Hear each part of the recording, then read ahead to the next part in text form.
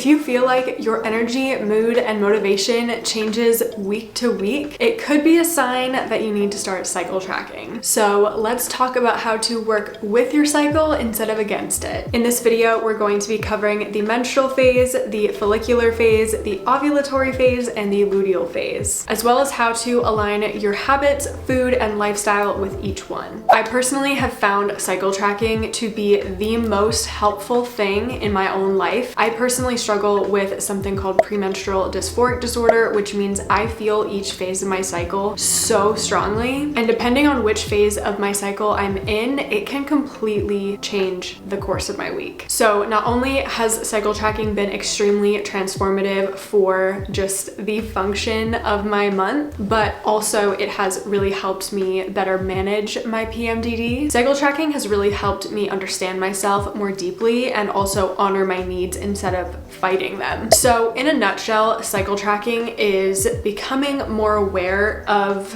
which phase you're in and what signs and symptoms come up for you during each of those times. For me, it started with paying attention to what signs and symptoms I was noticing in myself week to week and kind of starting to correlate it with what I heard other people sharing about what they experienced during each of those phases. And I've kind of learned how to pick up on what phase I'm in that way, just based on how I'm feeling. But also something that I've implemented that has helped so much is using basal body temperature. So I personally use Natural Cycles. This isn't at all sponsored. I know that there are other apps that you can use, but this is what I'm personally using. But I know that the Oura Ring also has a very similar feature. So if you already have an Oura Ring, then you can probably use it just with that. But basically, every single morning I check my temperature with a little thermometer. I just pop it in my mouth and it gives me my temperature. And then I can input it into the Natural Cycles app. And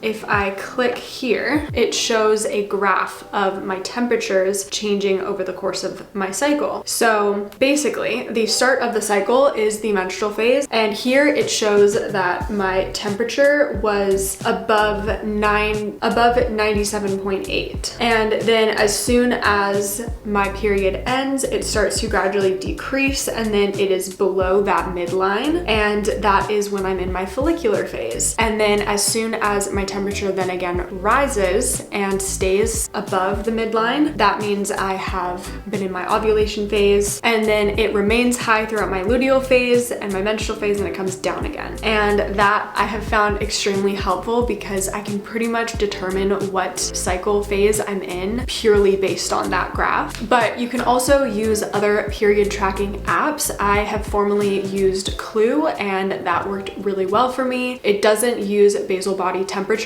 so it's not as accurate, but you can definitely get a much better idea of your cycle through something like that. And this is useful whether you are on hormonal birth control or you're not on hormonal birth control. I feel like being aware of your body and what it's going through is helpful regardless of what you choose to do in your own life. So, quick breakdown of the 4 phases. So the menstrual phase is known as the inner winter. It is a time of rest and relaxation, similar to how nature kind of calms down and hibernates throughout the winter. Then the follicular phase is known as the inner spring. You are starting to experience more energy and feel like you're coming alive again. Ovulation is inner summer, so that is when you are at your peak energy. You feel vibrant and radiant and a lot more confident. And then luteal is the inner autumn, so that's when things are slowing down gradually, preparing for winter, which is the menstrual phase yet again. So this is kind of the general rhythm of a menstrual cycle, but of course it's gonna vary person to person. Sometimes people will experience a longer follicular phase or a longer luteal phase, or your period can vary in days. So it's very important to pay attention to your body specifically. So the menstrual phase is all about resting, resetting, and reflecting. During this phase, it is when your hormones are at their lowest. So this, for me personally, personally normally presents as more fatigue. I will be experiencing obviously my bleed and cramping and maybe some mood swings, some cravings.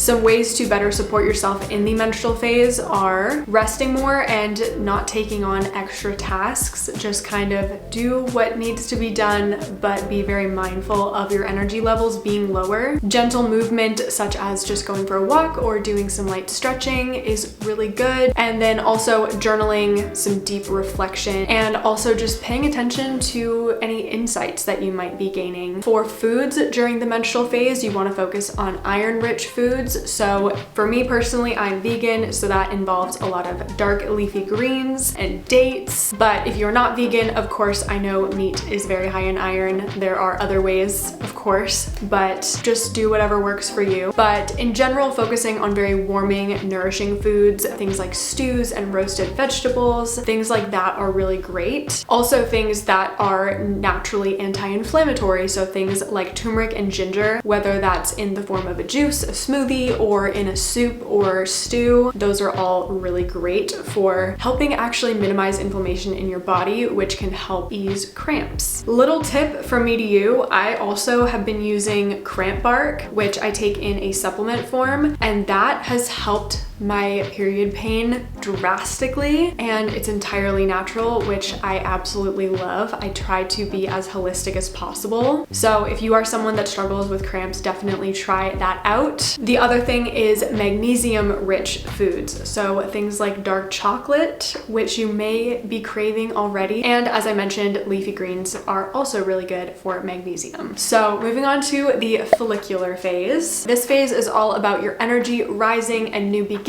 This is when your mood is going to lift and your estrogen is also rising. So some supportive habits would look like starting new projects, anything that you maybe reflected on in your menstrual phase. This is now the time where you can act on that because you're going to have the energetic capacity for it. So goal setting, being productive, tackling any necessities that you really wanted to get done, things that are more high focus work. And also this is a really great time for trying new things, maybe trying a new workout class or a new creative hobby. And as far as food goes, this is when your energy is going to be higher, so maybe your appetite might be a little bit lower. So things like fresh light salads and fresh fruits and veggies are really good. Things that are very high in antioxidants and fiber. For my personal cycle, the follicular phase is usually when I feel pretty good, but not as good as the ovulatory phase, which we're going to talk about next. So this phase is all about connection, expression, and high energy. So this is when your estrogen is peaking. So some people will say this is when you are your most magnetic. This is the perfect time in your cycle to focus on your social life, making plans with friends and family. Also, dating is a really good thing to do during your ovulation phase. And also, you're going to find that you are very capable of doing work tasks and things that require a lot of energy because you have lots of energy. The ovulatory phase is also the best time for high intensity workouts, whether you want to go for a run, do a high intensity Pilates class, go swimming, go hiking, you can lift weights. Anything high intensity like that is best for this phase of the cycle. For food, you're gonna wanna focus on anti-inflammatory foods and very cooling foods. So things like berries, cucumbers, and greens, as well as lean proteins and fiber. And now moving into the luteal phase. In my personal experience, the luteal phase is the hardest phase of my cycle. With PMDD, the luteal phase is typically when I am experiencing a lot of anxiety, and if you are also someone that experiences PMDD or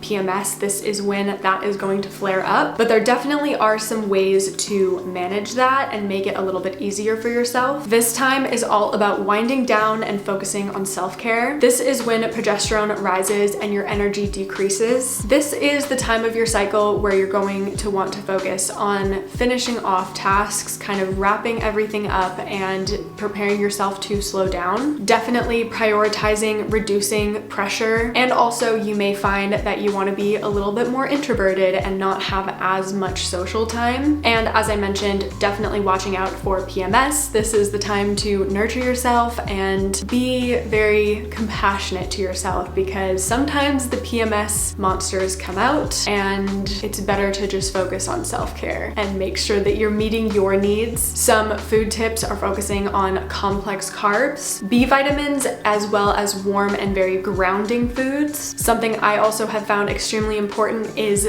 limiting my coffee intake. I will still have a matcha, but I will not have it on an empty stomach. But especially if you are going to be having coffee, do not drink it on an empty stomach. But in general, limiting your caffeine intake and your sugar intake is very helpful. And that is also going to aid in your PMS not being quite so severe. Now moving into a couple tracking tools and tips. As I mentioned, my personal favorite apps are Natural Cycles and Clue. One is about an $80 subscription annually, and the other one is free. I use the free Clue app. I personally found there was no need to pay for the subscription, so if you're looking for a affordable option, that's a good one. But also, especially in times like these in the world, pen and paper might be a good idea. So just getting out a journal, having that be your cycle tracking book, and writing down your symptoms, the days of the week, so that you can keep track of things that way. Or if you want to keep things as simple as possible, the Notes app in your phone is good too. Also, some signs to look for and pay attention to that could help you indicate what phase you're in is your cervical mucus, which is so sexy to talk about. Basically, in the follicular phase, which is right after your menstrual cycle, you're probably not going to experience much discharge or cervical mucus. And then as you are approaching your ovulatory phase, then it's going to get a little bit heavier and a little bit creamier. In your luteal phase, it's probably going to get a bit stickier. And sometimes it could also be a little bit watery or egg white in texture. It's very normal and it can be a really helpful indicator. And then also for me, the biggest indicator by far is my mood and energy. I can pretty much tell without a doubt what phase I'm in. If I am feeling very tired or if I'm feeling very energized, I'll know that I'm either in my luteal phase or my ovulatory phase. I personally tend to be so much more productive during my ovulatory phase. I feel very motivated and excited about life again, whereas my luteal phase, I start to feel very introverted and like I just kind of want to rest and recover. Also, something to remember is that you don't have to be perfect. It's all about awareness. It's not about perfection. If I haven't already convinced you to start cycle tracking, these are some other things that I wanted to mention. Because now I'm a lot more aware of my cycle and the phases and how they impact me, I have found that I've experienced a lot less burnout and I am better at honoring my needs. And also it gives me a chance to mentally prepare for the harder times of my cycle. As I've mentioned, my luteal phase and my menstrual phase are pretty brutal because of the fact that I have PMDD and I also experience very high pain. So because I know my cycle, I can prepare myself and kind of structure my work to be heavier in my follicular and ovulatory weeks. So then when it comes to my harder weeks, I can not necessarily have as much work to do. I'm definitely aware that I'm in a very lucky position where I do have autonomy over my schedule and I can make those changes, but I think the important thing is just to do the best you can given the time that you have. Kind of going along with that, I feel like knowing my cycle and understanding my cycle more has allowed me to be a lot more compassionate towards myself because I know what I'm going through internally, which also helps me get a lot less frustrated because I know there's a clear reason for why I'm feeling that way. So I strongly encourage you to pay attention to what you're experiencing this week. Write down a couple symptoms that you notice, whether you are feeling good or maybe a bit more tired. And I hope that it gives you a really great introduction into the world of cycle tracking. If this helped you understand your cycle a little bit better or inspired you to start tracking your cycle, comment down below or also share your experience with cycle tracking. I would love to continue the conversation in the comments down below. Make sure to give this video a like and subscribe so you don't miss any future content from me. Here's my Instagram if you'd like to see more content from me, and until next time, I will talk to you in my next video. Bye!